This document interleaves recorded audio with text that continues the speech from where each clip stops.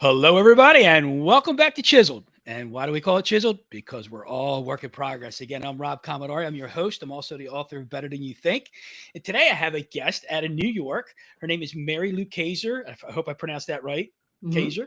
And she is actually a best selling author of not one book, not two books, but seven books. Seven books, which is awesome. She's a podcast host, educator, writer, and entrepreneur. And she's a mom of two fantastic human beings who are doing the work that matters. And I love the thing that matters. I have a buddy of mine. I'm just going to sidetrack already. He's on a mission, a You Matter mission, and he's trying to touch the lives of 1 billion people. So he Wow. gives these cards out to everybody. You matter, you matter, you matter, and the response he gets is amazing. So I'm glad that your kids are doing the work that matters. So that's good stuff. So went way off tangent already, but anyway, so she's author of 7 books. Like I said, her latest is The Far Unlit Unknown. As she says, it's the most important, non-obvious leadership development book you're ever going to find. The title is a framework of what each of us does every single day. We step into the far unlit unknown of a world we're just beginning to understand. So the question that she asked is, how do we navigate these profound experiences so that we can gain more than we lose? So MaryLou, thank you for being on board today. I appreciate your time here and welcome to the show. Thank you, Rob. This is such a great opportunity, and I'm just excited to hear what you've got to ask and what we're going to talk about. Yeah, we're gonna see where God takes this thing, because this is all about being a work in progress and Hmm. getting chiseled, right? So, first question I want to ask is: so what possessed you to write 7 books? Oh my God. Well, the story I tell people is I have loved writing since I first held a crayon or a pencil. I don't know what it was, but I knew at 5 years old two things about myself. One, I was going to become a teacher, and two, I was going to become a writer. I just knew it the way some children do, and I accomplished both. And the as far as writing as many books as I have, it's just something I enjoy doing. I'm an idea person. Again, I've been writing my whole life pretty much, and the internet has made putting books together accessible to everyday people. You don't have to be someone special or famous or having done a criminal act to have a story to tell. That I believe we all have something of value to share. And I really approached each book as an experiment, really to get something out into the world, but also I like making books. The act of actually constructing a book is very satisfying to me. So And what is satisfying about that? That's what I want to know. it's because you're creating something that's tangible. We live in a world now that it's so much is intangible with the digital space. You and I show up in a space like this, and yes, we're having a conversation, but this and a product will come out of it. There will be an audio recording, there will be a video recording. So much though what we do is ephemeral now. It's here and then it's gone, or it gets lost in a sea of sameness because there's so many people are showing up. And the another reason why I like writing books myself and helping others write books is because no one can take a book away from you. It's something that you have, and yes, you may and probably will change as you move away from the time in which you wrote the book, but it's still part of what I call your body of work. And I wish that was my phrase, but it's not. There's a woman named Pamela Slim who wrote a book called The Body of Work, Your Body of Work, and talks about how really, if you're a conscientious person, you want to be thinking about what is your body of work. And so for you, your book, Rob, and this podcast are part of your body of work, as is your real estate business and other things that you've created over the years. I also consider if we have children, that becomes part of your body of work, because raising human beings is arguably it's the hardest work we'll ever do and the most rewarding. So I couldn't agree with you more on that. It is. It's hard, it but is it's hard. definitely rewarding. So I appreciate you saying that. So I want to take you back to your first book. You were a teacher, you're a writer, but you're getting ready to write your first book. What fears or what anxieties did you have, if any, approaching that first Mm. book? I I'll be transparent with your audience. I have struggled with being vulnerable. I know talking about vulnerability today is really popular, and there are people who've made whole careers out of teaching others how to be more vulnerable. But emotional vulnerability and intimacy are not things that I wasn't raised in a home where those things were modeled. And so the internet, again, coming back to this era we live in right now, requires us to show up and be authentic. And I was doing that in real life, but there wasn't the same kind of pressure or expectation to be vulnerable. So I would say that was my biggest barrier to hitting publish was, oh my gosh, this is putting myself out there. And I discovered that the world didn't fall apart. And if anything, it helped me become more emotionally vulnerable. Like I realized, oh, okay, nobody came to my house and threw tomatoes at it or eggs. I didn't get trashed online. I actually found people responding really positively because I was writing about a topic that people knew about or heard about, but they didn't know anything about. And so that was very satisfying. I also approached that book from the standpoint of I'm not sitting here trying to be the next big whatever, fill in the blank. I really wanted to be of service and put together some ideas and thoughts that, again, could help people navigate this crazy life that we find ourselves living today. Because, you think about it, Rob, you and I grew up in a time pre-internet. We didn't have all these platforms and words like influencer or social media floating around. Well, that's all our world. That's become a part of our world now. And certainly you can choose to be a part of it or not. And I know people who do nothing online and they actually resist having a phone, but they also recognize at least I have to text or be able to find out something, right? So all of that, I think stepping up into this next layer of who we are, that to use your metaphor of being chiseled, that was a chiseling moment for me. Yeah. Putting my first book out. Now, did you suffer from the imposter syndrome at all? I don't remember suffering imposter syndrome per se. I really suffered more from the self-doubt. Is this good enough? Which maybe that is imposter syndrome. Yeah, I guess then I did. Yeah, because I just remember going through it. I made I think it was 3 different attempts before I finally committed to it after I got called out. That I didn't think I was good enough, smart enough for anybody who was going to want to listen or read my stuff. That's the way I thought. Right. And then you commit to it, and I think coming from the heart and having a passion for it, you said it. You just put it out there. You put it out there, and it's not the end of the world. And in fact, the whole vulnerability, the transparency, like you said, it's a popular thing now, but it's also something that's attractive.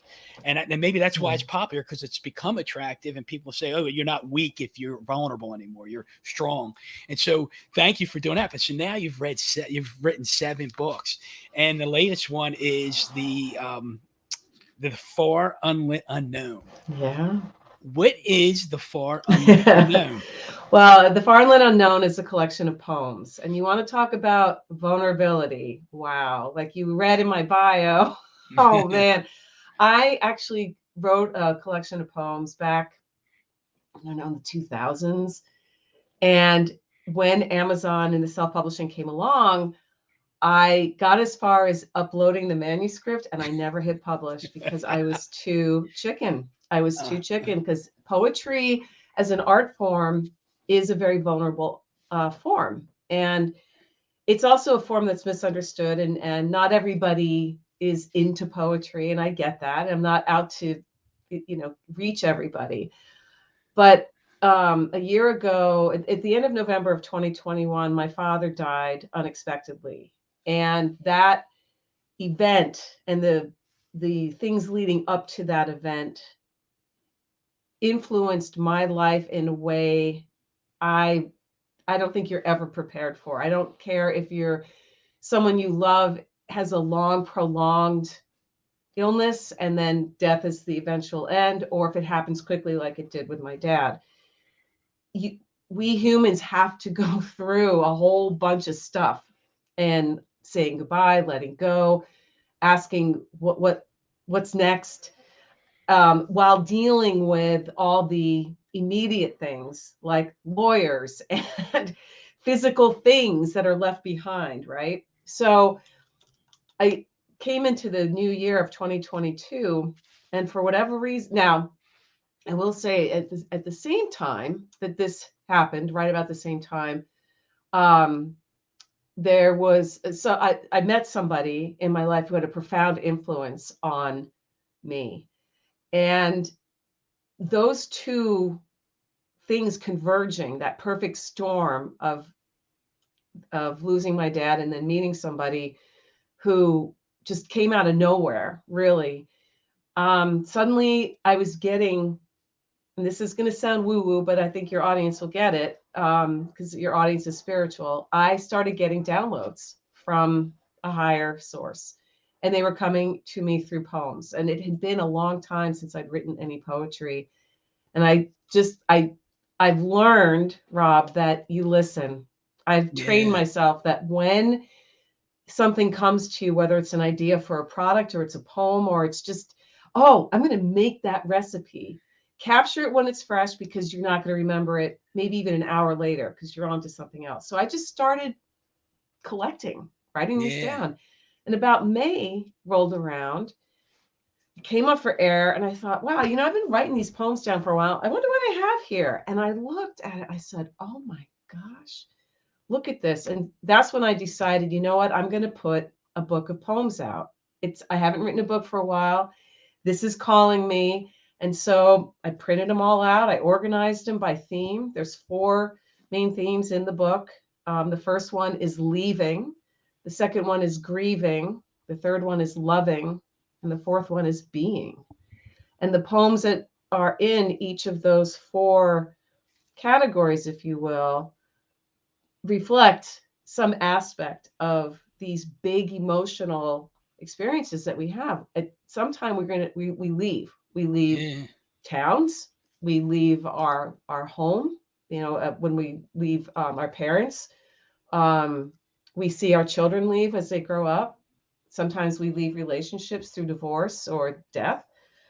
And then grieving is something that everybody just went through from the pandemic across the world. There's a huge collective grief on all kinds of scales. And so in that section, my poems explore that feeling, which is difficult.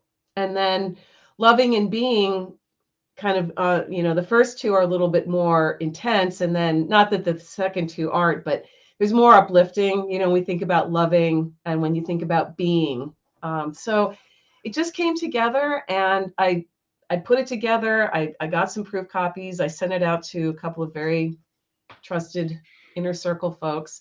And my question was, am I crazy? Do I have something here? Should I even go forward? And they all came back and said, don't even hesitate, get it out there. And so far the response has been overwhelmingly moving. I'm just, again, receiving graciously and gratefully those who choose to read it and give me their thoughts.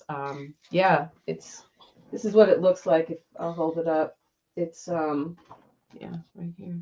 There you go. The Far Unlit Unknown. And thank you for sharing all that. It's so much I have a lot to unpack here because I got several questions. So you said you received graciously and gratefully. That's a lot of people struggle to receive, and especially givers.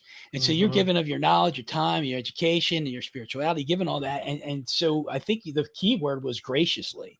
You know, receiving graciously and gratefully, and able to do that. So had you always been able to receive graciously? No. I was just talking about this the other day with someone about that very thing. And you just said it, Rob. People who are givers, there's something so empowering about being able to give to others. It makes us feel good, and we know that we're helping. But when I think there's a subconscious, and maybe for some a conscious feeling of weakness or talk about vulnerability when someone wants to give to us. We feel like I'm not in control, or, you know, I don't deserve this. I don't, and I'll tell you, since I've moved back to New York, I notice it all the time during the holidays. went around and I was giving gifts of gratitude to people that I've met since I've been back here who have really helped me find my grounding, because I felt completely out of alignment. My life was on the West Coast in Oregon, and my kid, I just had a whole life out there. And so coming back here was very disruptive to me. And I just made it a point that everywhere I went, I would practice gratitude and kindness and be interested in who I was talking with, whether it was the checkout gal at the grocery store or the gas station attendant, wherever I went. Anyway, everybody, oh, you didn't have to do that. Oh, that wasn't necessary. I can't tell you how many people said that. And it got me thinking about how hard it is for some people to receive. So do you think that I had this aha moment during COVID, talking about self-confidence versus self-esteem, and then I got into self-confidence, but you can have confidence. You go too high, you can have arrogance or ego. And a lot of people think ego is an upper thing, but there's also a lower ego.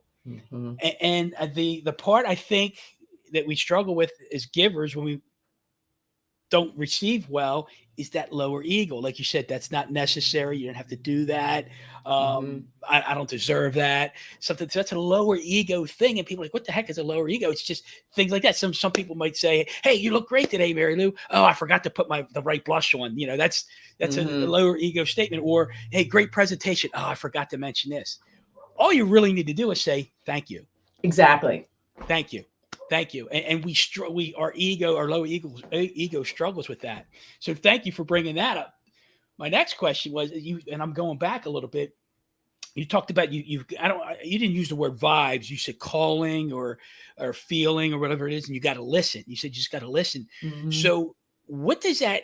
I think different people can listen in different ways or feel it in different ways. So when you know that calling's there or that vibe's there, what does it feel like, or what's its sense to you? Does that make sense, what I'm asking? Yeah, what I sense is get out a piece of paper or your phone and write this down now. There's a quiet urgency that if I don't capture this right now, it's going to be gone. And Elizabeth Gilbert, who wrote Eat, Pray, Love and some other novels, I think her book that really, Eat, Pray, Love put her on the map, but Big Magic is a book that many creatives have turned to. And in that book, she talks about this very notion of ideas are always moving around us. And it's up to us to say yes to ideas. And if you don't, when they come to you, they're going to move on and find somebody who's ready to receive. So talk about receiving. It's the same thing with ideas. How many people who are watching or listening to this right now have been in a situation where you see something and you're like, I had that idea, or I thought of that once. Well, that may be true, but at the time you didn't do anything about it. And it went off to find somebody who did. And that's a hard thing. And it happens to all of us, especially those of us who create, because there is no original idea. Shakespeare says that. There is nothing original. It's just a new way of putting something together. And again, it's something that I have trained myself to do because I didn't used to. And then I'd sit there and go, oh man, I had this great idea, or, and I don't remember it now. And then that becomes its own spiral. Well, it's like I was thinking, like you got these ideas spiraling around your head and in your brain, and you got to catch them. And if you don't catch them, like you said, they're gone. And if you don't write them down, you're going to forget about them. And I totally believe that. So back to that calling or that feeling. So do you feel an energy? Do you hear a voice? So it's an energy. I feel an energy, and it's like I'm taking dictation. I'm just taking dictation. Yeah. And I totally agree with that. For me, it's a feeling and an energy. And I probably mentioned it a couple of times on the podcast. For instance, this podcast came about, I used the words, I'm a work in progress, 3 different days, or I heard them 3 different days. And then I went into prayer meditation mode. And next thing you know, I just felt this energy in my body. And I just, the words, I'm a work in progress, I'm a work in progress, kept playing over and over. And then I saw a vision of a chiseled statue, the statue of David. I saw that. And then I'm like, all right, the Holy Spirit's talking to me and he wants me to do something here. And I'm not a tech guy and I'm not a podcast guy, but if this is what you want me to do, I'll do it. Just bring me to people. So, and you're here right now. You're one of those people. So thank you. Right. Yeah, exactly. So you said it was a quiet urgency. Yeah. And it's like, okay, if like you said, if we don't catch these things, they're going to go away. And what that reminds me of, and I don't know if you're familiar with this, the parable of the talents. Are you familiar with that? No, I've heard of it, but I don't know it. So, and I'll go through it real quick. So there's in the Bible, it's Christ, but there's this owner, this king, that he's going away on vacation, and he's got 3 lead servants, if you will. And the first one, he gives 5 talents, and he says, do the best you can with these, and when I return, we'll see what you make of them. Says to the second person, here's 3 talents, do what you can with them. I'll be back, and we see what you make of them. And to the third person, he gives 1 talent. Now, back then, talent was a form of currency.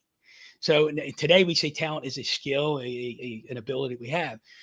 So he comes back from his trip, vacation, whatever, and the guy with 5 talents comes up and says, I turned your 5 into 10. He says, well done, my good and faithful servant. Move on. Second guy comes in. He said, I turned your 3 into 6 or 2 into 4, whatever it was. He doubled them. He said, well done, my good and faithful servant. And the third one comes in and he says, in fear that you are a hard man and in fear of me of being afraid to lose this talent, I buried it. Uh-huh. And the king says, take the talent from him, take it from him and give it to the one who has 10 and throw him in jail. So the reason it reminds me of that is these ideas that are swirling around our head are gifts that he's putting right in front of us. And if we're afraid to grasp them, or afraid to use those gifts and we bury them or we don't even grab them or try to occupy them, they're going to be taken away and given to somebody else. Yep. And so it's resounding when you said that. I'm like, we can't, and there's a fear in grabbing that talent. There's a fear in grabbing that idea. And when you have these ideas floating around or in that vortex around you, is there a fear for you? Or do you say, he's talking to me, I got to grab it? Or do you say, let me sift through this a little bit? No, I've trained myself to grab it when it comes. There is no hesitation anymore. That is awesome. That's awesome to hear. But it took a long time. And what was the training? How did you train yourself? Doing it. You just, I think it was Ralph Waldo Emerson says, the way you do the thing is by doing the thing. We can read about something, we can watch a gazillion videos. At the end of the day, unless you actually experience the doing, it's all theory. It's so simple. Theory. It's so simple, so tough, so hard when you're there in the moment. But that means the whole Nike thing. Just do it. Just do it. You do the thing you fear the most and just do it. And I think the one thing that hits us in the gut, in the face every time these things happen is this thing we call resistance. Yeah. And I'm assuming you don't. I'm assuming you still experience resistance, but probably not at the same level that you used to, or how to get through it. I do know how to get through it. The word resistance came into my world through Stephen Pressfield, The War of Art. That's where I first, I'm going to clap for that one. I love that. Yeah, I love that. He's one of the people that guides me. I just love his work. And when I first came across that word, it really was a light bulb moment. I said, here it is. And he talks about, every single day we step out onto the field and we face that dragon called resistance. And it's not that the dragon ever goes away. It's just, we know how to get out there and just be like, yeah, whatever. Just, go lay down and breathe your fire in somebody else. You're not going to get me now. I love that. I was going to take my headset off. I got the book Resistance like 2 feet away from my arm right here. I mean, not the book War of Art. And it's funny. I just encourage 2 people, or now it's about 4 or 5 people today, to pick that book up because I think it's fabulous. So profound. So when you, let me ask you this way: how do you know when you're facing resistance? Do you know right away? That's resistance, or do you got to think through it a little bit? Sometimes I recognize it right away, and other times it's only in hindsight. I'm like, oh, now I get why I wanted to go shopping, or why I wanted to go organize stuff in part of the house. It's because now those activities have their own value, because sometimes we need to ruminate. We need to take ourselves out of our our usual routine. However, I do know when I'm resisting doing something, when I do certain activities that are usually dopamine inducing. Yeah.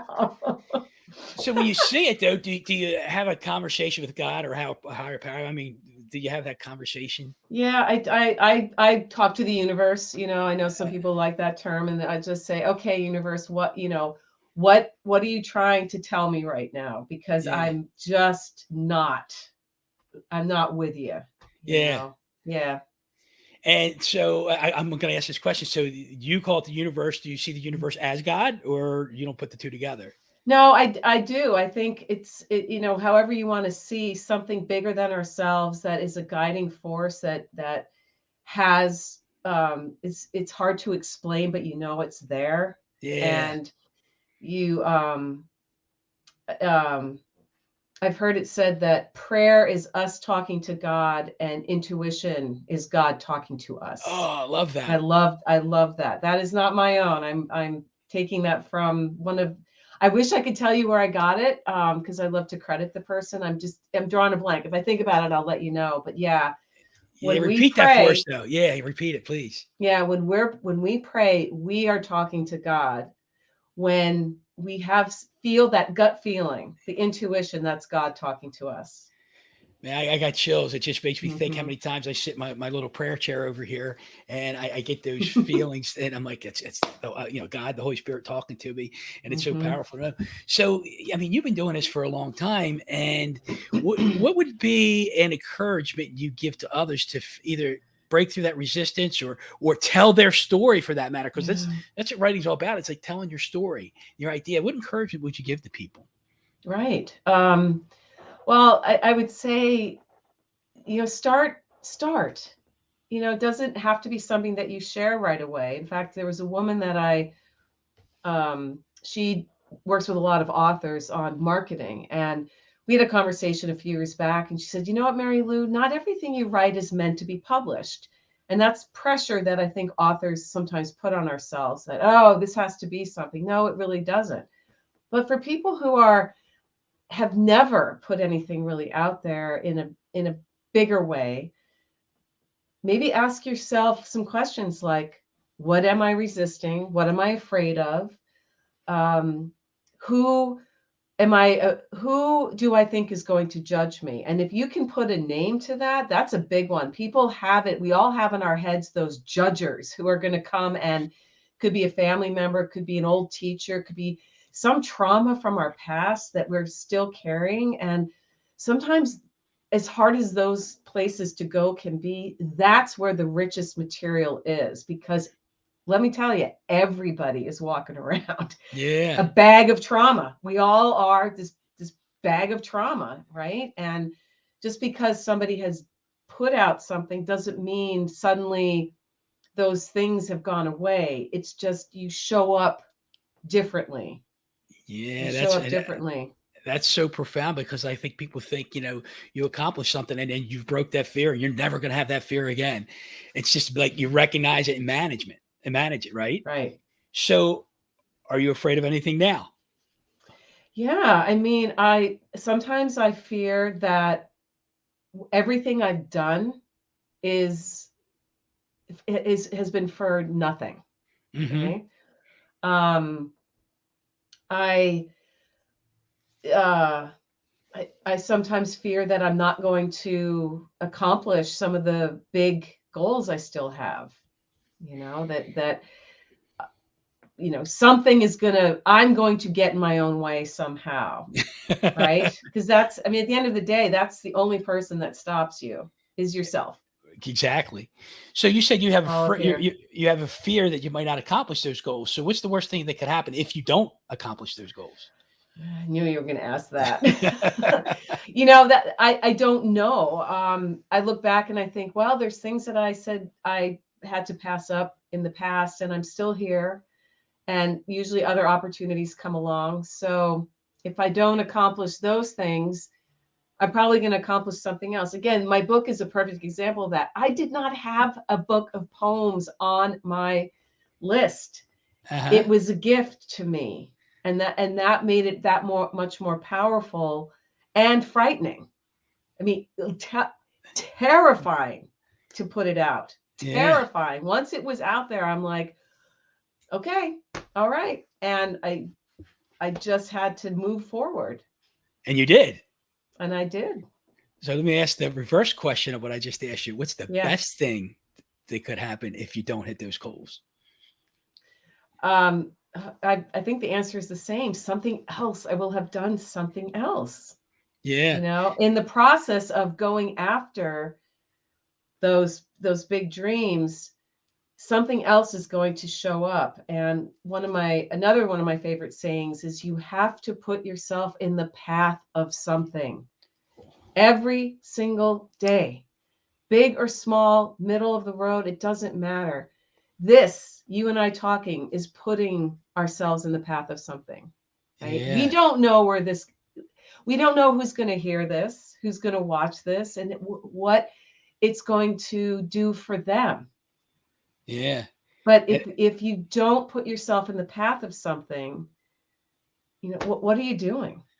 Right. And I guess that's my question is, what are you doing? Well, you're either growing or you're dying. And if you're not doing anything, you're dying. So if you're moving and you're facing that resistance and you're tackling, you're just doing it, you're growing. Yes. You know, I love the quote by Jim Rohn, become a millionaire for what it will make of you. Right. Chase these big goals for what it'll make of you. Because I'm thinking, you know, the best thing that happens to any one of us is that shoots for a goal and you don't achieve it. What did it make of us along the way? Exactly. And I think that's so powerful. So, I mean, I know they say set the SMART goals, achievable, realistic, time sensitive, and all that.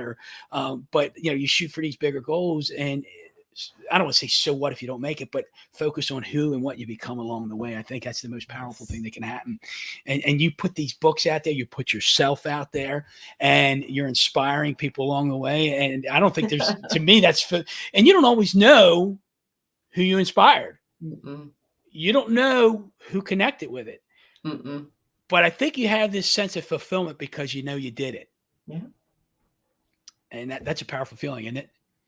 And that's why, and Stephen Pressfield writes about that in Do the Work. He says, if you're going to, and he talks about, he really speaks to creatives, but it could be anybody. If someone is building a career, a business, a family, you know, an entrepreneurship, an author, a musician, it really doesn't matter. He says at the end of the day, the only reason to do anything is because you have to. You do not have another choice. He says, you're not going to do it for the babes or the 6-pack abs or the mansion on the hill. Yeah. If you're doing it for those things, you're doing it for the wrong reasons, and you're going to be disappointed. But if you do it for what you just said, Robert, it's fine. Same guy. Yeah, is you do it because of who it helps you become. Yeah, and that's I think we forget about that sometimes when we're trying to set those goals or achieve those goals. Mm-hmm. So I got to ask you the last question, MaryLou. How much more chiseling you got going on in your life here going forward? I have so much more to do. And that's the other thing. It's like you achieve something, right? And you're so excited. And then you realize I'm only as good as what's next. You can't rest on your laurels. It's so hard. So, you know, there's a new, as an author, this phase that I'm in now is I need to be behind my work. I need to be getting it out in front of people. I need to be reading it in front of audiences. I need to be sharing it. And that's a very different kind of work than creating, putting the poems together, assembling the book, designing the book, you know, all that kind of stuff. And that's where a lot of authors tend to either they don't do it at all, or they do a little bit of it and then they stop because it's not what they love the most. Yeah. But it's kind of like having a child. A book is, in a way, a child. You don't give birth and then, okay, figure it out from birth to 18. Right. You have to guide it and nurture it and help it along and let people know about it. And not everybody's going to receive it. And that's okay. You just keep going because you believe in it. Yeah. Well, do And you that's take? chiseling. Yes, it is. Yes, it is. Thank you for saying that. But do you take after you've written the book, or I mean, let's just say the books? Because you said, okay, it comes to the point. Okay, what's next? Is there a time frame in there that MaryLou says I need to celebrate this? Oh, absolutely. Yes. And so celebration is on the horizon.